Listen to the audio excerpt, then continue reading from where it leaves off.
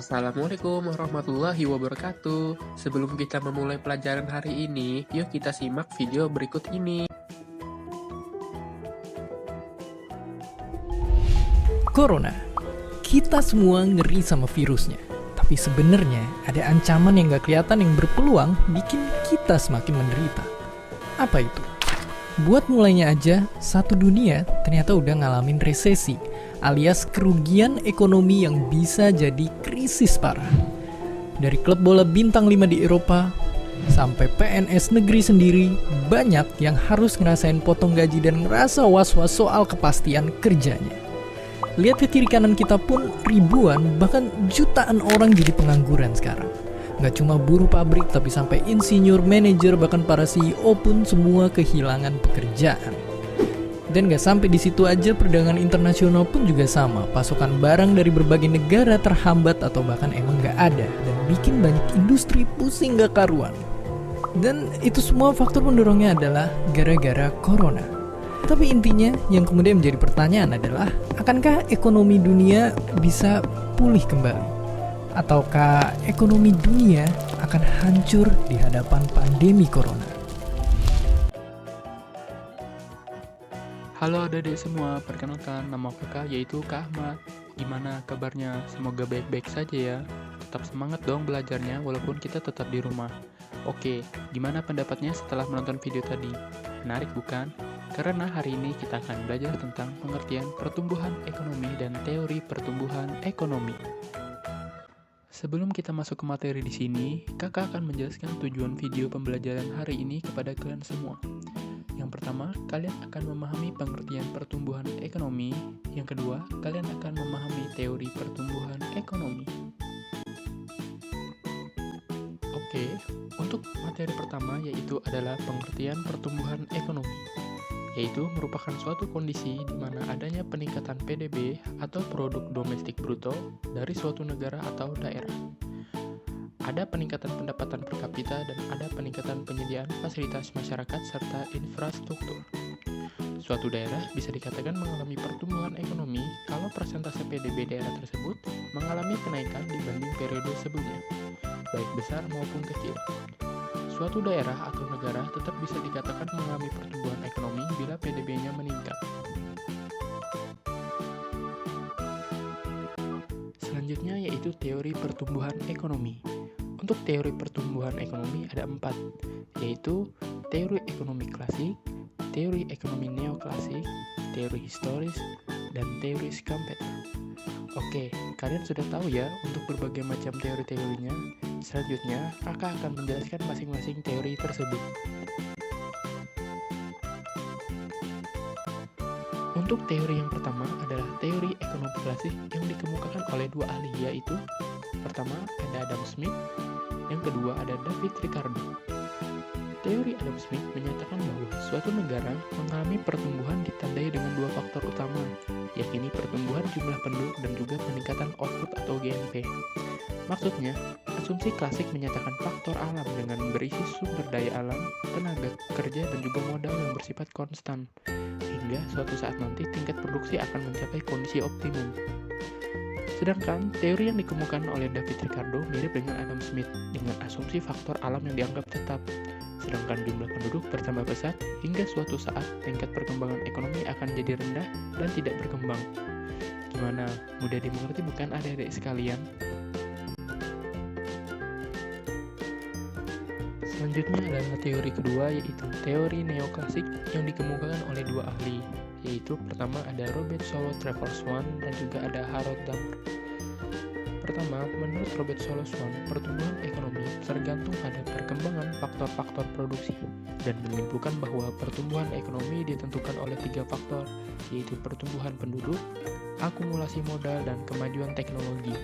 Jadi, bisa dikatakan bahwa teori ini lebih melihat dari sisi penawaran dan sisi produksi. Selanjutnya, Harold Damer. Tokoh ini berpendapat bahwa pertumbuhan ekonomi dipengaruhi oleh tingkat investasi, karena pengeluaran investasi mempengaruhi permintaan dan penawaran barang dan jasa. Oleh karena itu, investasi harus mengalami kenaikan agar tingkat pertumbuhan ekonomi juga mengalami kenaikan. Oke, semoga bisa dipahami ya. Selanjutnya adalah teori ketiga, yaitu teori historis yang dikemukakan oleh dua ahli, yaitu ada Friedrich List dan juga Rostow.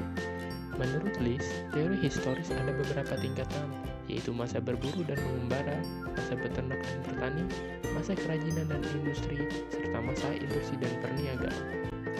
Sedangkan menurut Rostow, membagi teori historis dalam 5 tingkatan, yaitu masyarakat tradisional yang masih mementingkan diri sendiri, prasyarat lepas landas atau take off, tingkat kematangan atau maturity, dan masa konsumsi tinggi atau high consumption.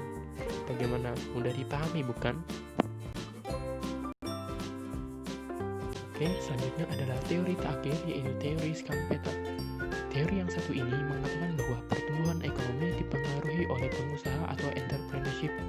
Peranan pengusaha sangat penting karena pengusaha pasti selalu melakukan inovasi yang mempengaruhi pertumbuhan ekonomi.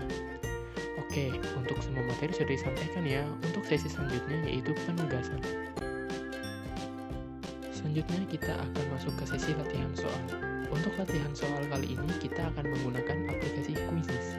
Pada seluruh teman-teman silakan untuk membuka link yang ada di bawah ini dan jangan lupa untuk menginput kode gamenya ya.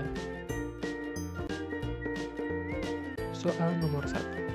Menurut Schumpeter, pertumbuhan ekonomi dipengaruhi atas inovasi dan perkembangan yang dilakukan oleh A. Pengusaha, B. Presiden, C. Rakyat, D. Kreditur.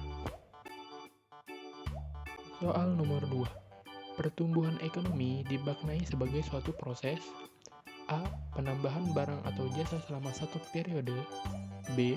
Terjadinya penambahan GNP selama 1 tahun, C. Naiknya pendapatan kotor dalam satu kurun waktu, D. Naiknya pendapatan per kapita dalam suatu kurun waktu. Soal nomor 3. Ada 4 faktor yang mempengaruhi pertumbuhan ekonomi. Kutipan tersebut adalah menurut dasar teori dari A. Adam Smith dan Ricardo, B. Schumpeter, C. Neoklasik, D. Rostow. Menurut Solow, ada 3 faktor yang mempengaruhi pertumbuhan ekonomi, yaitu A. Kekayaan alam, kualitas penduduk, dan penguasaan teknologi, B. Jumlah penduduk, persediaan barang, luas tanah, C. Pertumbuhan modal, pertumbuhan penduduk, dan pertumbuhan teknologi, D. Persediaan barang, luas tanah, majunya iptek. Soal nomor 5. Suatu kondisi yang memungkinkan terjadinya peningkatan produk bruto dari suatu negara disebut A. Teori ekonomi, B. Pertumbuhan ekonomi, C. Indikator ekonomi, D. Pembangunan ekonomi. Berikut adalah perolehan penilaian dari aplikasi Quizizz. Selamat buat Sapna Atsira, Irsalina Kasiati, dan Rehan Fadila yang menjadi juara 1, 2, dan 3 di perolehan kegiatan game quiz hari ini. Buat yang lain, tetap semangat ya, karena bakal ada kuis-kuis yang lainnya lagi yang kita akan adakan seperti ini. Gimana? Seru kan menjawab soalnya dengan aplikasi ini? Semoga semua teman-teman senang ya dan bisa memahami materi pertumbuhan ekonomi dan teori pertumbuhan ekonomi. Oke, terima kasih ya yang sudah menonton video pembelajaran kali ini. Semoga video ini bisa membantu kalian dalam pembelajaran di rumah. Jangan lupa untuk like and subscribe ya. Sampai jumpa di video selanjutnya.